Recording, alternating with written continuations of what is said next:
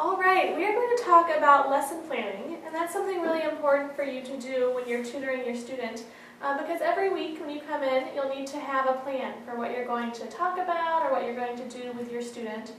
And it's best for your student if you have that plan ahead of time so you really know in advance what you're going to teach the student. You aren't just going by the fly.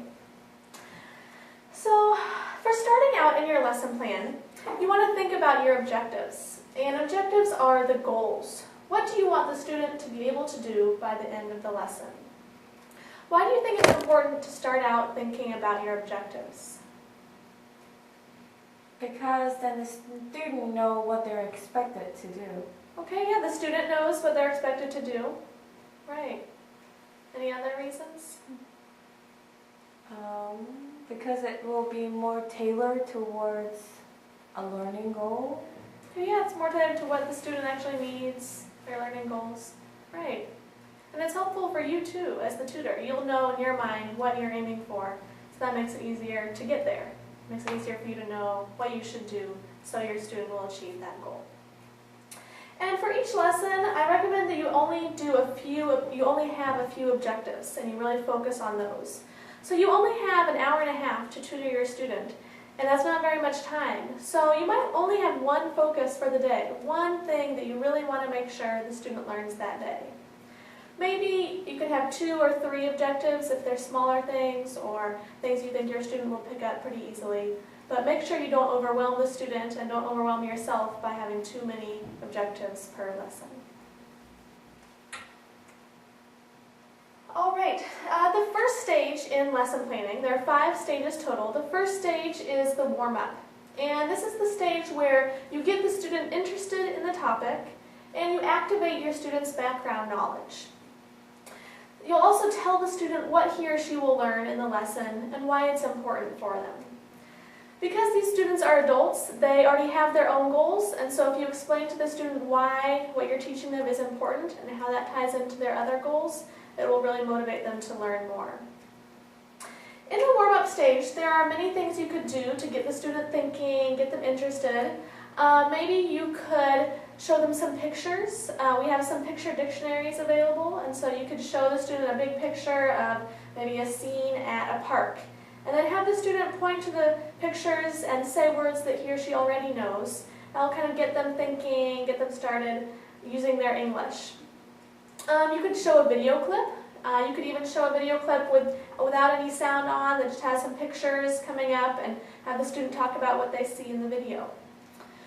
Maybe if you're going to introduce new vocabulary words, you could have the student brainstorm words they already know on that topic. Like maybe you're going to introduce some words having to do with jobs. And maybe they're higher level job words like veterinarian and graphic designer. But you could elicit from the student the words, job words that he or she already knows. So even if it's just doctor, teacher, those kind of job words, you can write those down. That helps the student at least start thinking about the topic, and later on you can introduce the new words. All right, then stage 2. This is the presentation stage. And presentation is when you do the teaching. You explain the new concept or the new skill to your student. So during this stage, you will often use pictures, especially with beginning level students. You can use picture dictionaries, pictures from the internet, wherever. You could bring in magazines, anything to show pictures while you're introducing new vocabulary or concepts. You can point to the pictures, you can say the words, and then have the student repeat after you. Maybe if you're doing a grammar lesson, you could write sentences on the small little whiteboard or on a piece of paper, or say sentences to your student, talk about the grammar, make sure they understand the concept.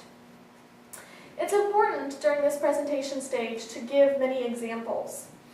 So, for example, if you are teaching the student how to use the past tense, you would maybe talk about your life and say, yesterday I went shopping. Then I picked up my children from school.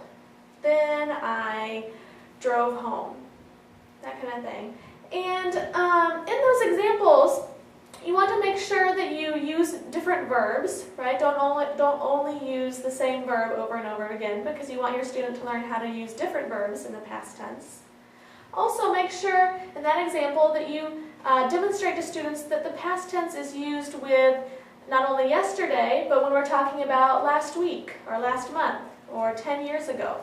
So give some examples with sentences using those different time periods. Also make sure you use different pronouns. So don't only say sentences about I, using I.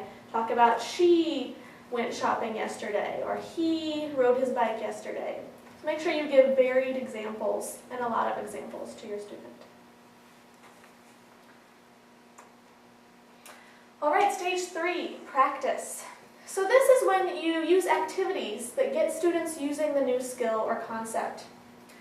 As we know, practice makes perfect, so this is a really important stage, and this is how your student will really learn and internalize the new concept. It might include more than one activity. Sometimes maybe you'll use 2 or 3 different practice activities. Because especially for these students who, some of them don't get much practice speaking English outside of their time here at Poitoc Center, so they need lots of practice when they are here. And so even if you've taught something once, make sure you practice it again and again so your students really understand it and feel completely confident with it. So for example, maybe in the example with the grammar lesson on the past tense, maybe for the practice stage, you could give the student a worksheet with some blanks. It has sentences, and there's a verb in the present tense, and they need to change the verb to the past tense, or fill in the blank with the past tense verb. Or maybe have the student write sentences in the past tense. During the practice stage, you could even play some games with your student. Maybe a dice game, where you have a die, the student rolls the die, and then depending on what number the student lands on, what number the student gets, he or she asks you a different question, or you ask the student a different question. So maybe if the student rolls a 1, you ask the student, what did you do yesterday? If the student rolls a 2, maybe you ask, what did you do last week? Something like that, to make it a little more fun while the student is practicing. You could also use listening activities. You could say sentences and have the student write what you say, or answer questions about what you said when you talk to him or her. Okay, after the practice stage, stage 4 is application. And this stage provides further practice, but it's in a more real-life situation or a communicative way. So the real reason why we're teaching our students is because we want them to be successful in real life. So here, the student is doing more practice, but it's more practical and in a way that they might use it in real-life situations. So for example, I mentioned earlier that for the grammar exercise, using a worksheet for the student to practice their past tense verbs. And that's great for the practice stage, and it can be helpful for the student to practice using the past tense, but that's not a really meaningful, real-life kind of activity. They won't really need to fill in grammar worksheets in real life. Probably not. So, maybe a more real-life application for this topic of the past tense. Maybe the student could write sentences about either him or herself, or about his or her family. Maybe if your student recently got married, you could have the student write a paragraph about what happened at his or her wedding using the past tense. Something that's very true to their life, so it's more interesting and meaningful for them, and it mimics something that they might have to do in real life. Maybe a friend of theirs will ask, what happened at your wedding? And they would need to talk about it in the past tense. Maybe if you are teaching a lesson on filling out a job application, maybe during the presentation stage you would explain what the job application is and the basic parts of it. During practice stage, maybe you would help the student to fill out parts of an application. And then for the application stage, you could even bring in a real job application, maybe especially if the student has said that he or she wants to get a job as a server at a restaurant. You could get an actual restaurant job application and have the student fill it out. So it's a very real-life kind of task. You can't always use a 100% meaningful activity, but do your best. You as the tutor can pretend to be a doctor or a clerk at a store to try to mimic real-life situations. Finally, the last stage is review. This is where you make sure the student understands the concept and will remember it later. And this is a very important stage, even though sometimes tutors forget about it, or maybe you run out of time, so it's easy to just kind of think, oh well, the student understands it, we don't need to review. But this is actually a really important stage. This is what will really solidify the concept in the student's mind. I recommend doing a review at the end of each lesson. Even if you only have 5 minutes, go back over and review what you learned that day. And then also it's a good idea the next week when you come back to review at the beginning of that lesson what you learned last week. Because maybe the student has gone all week without practicing that new skill. So if you really want your student to remember it, make sure you do lots of review. And these can just be more practice activities or games that you do with your student to make sure he or she knows the skill or knows the concept. All right, are there any questions about lesson planning? Okay, then let's do a practice activity. And you have this worksheet where you fill out your own lesson plan. And so I have some sample topics up here. And those, depending on which topic you choose, that will be your objective. And then you'll think about what you could do for each stage of the lesson. So materials needed. Those are, if you need a laptop, or if you need a certain book, or if you need markers, you'll write that here so you won't forget. Then the warm-up stage, think of maybe 1 or 2 warm-up activities you could do to get the student thinking.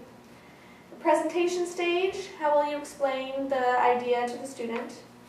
The practice stage, list maybe 1 or 2 activities you could do to help them practice. Application, a more real-life kind of activity. And then review. How will you go back over what you just learned?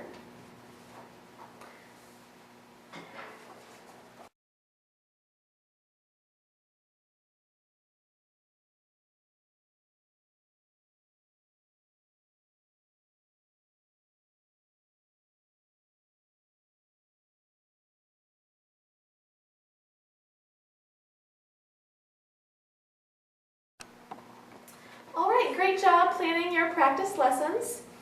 So now that you've gotten some practice, you know how to do it. So your homework assignment is to plan a lesson that you will really teach to your student. And this is going to be the lesson that you teach on your second day of tutoring. So the first day, you'll just meet your student and get to know his or her level, figure out what they want to learn. So then for your second day of tutoring, the second week you come here to tutor, you will have a lesson. And we want you to plan out all the stages of the lesson.